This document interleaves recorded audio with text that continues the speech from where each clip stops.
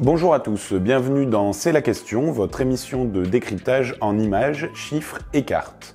Aujourd'hui, combien de personnes manifestent en Charente ?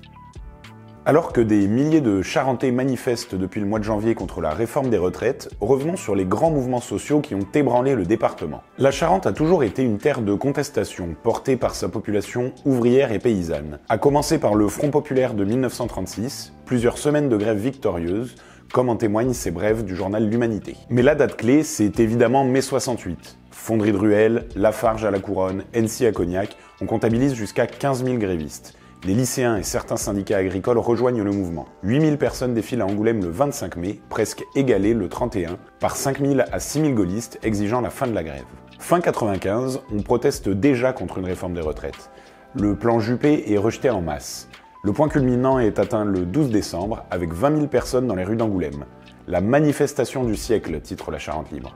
3 ans plus tard, au tour des viticulteurs. C'est LE coup d'éclat du monde agricole en Charente. En pleine crise du cognac, ils organisent le blocus de la sous-préfecture.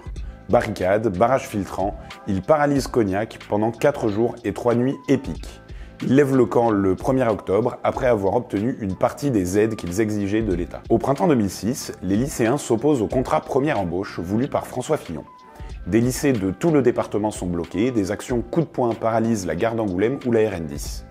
La colère explose le 4 avril avec 22 500 personnes dans les rues d'Angoulême. Mais le record de participation est établi en 2010 suite à un projet de réforme des retraites. Le 24 septembre, 25 000 personnes défilent à Angoulême. La manifestation se termine même par des heurts avec la police. En 2018, le mouvement des Gilets jaunes réussit le tour de force de réunir 5 000 personnes au rond-point de Girac sans l'appui des syndicats. On le voit, la manifestation du 19 janvier dernier, environ 12 000 participants selon les syndicats, est loin du record.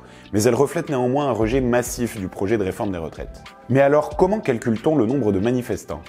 Chaque conflit social donne lieu à sa bataille de chiffres entre police et organisateurs. À Charente Libre, nous essayons de donner notre propre estimation.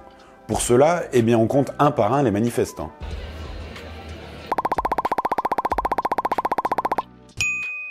Mais cette technique n'est possible que pour les cortèges de taille moyenne. Impossible pour un journaliste occupé par ce reportage de compter des milliers de personnes d'affilée. Dans ce cas, nous publions les chiffres de la police et des syndicats. Mardi dernier, par exemple, la préfecture a estimé à 5 000 le nombre de manifestants, l'intersyndicale tablait plutôt sur 8 000. Un écart loin d'être accessoire. Une mobilisation importante de la rue peut faire pencher la balance à l'Assemblée nationale ou au sein du gouvernement, comme le CPE ou le plan Juppé retiré au bout de plusieurs semaines de lutte.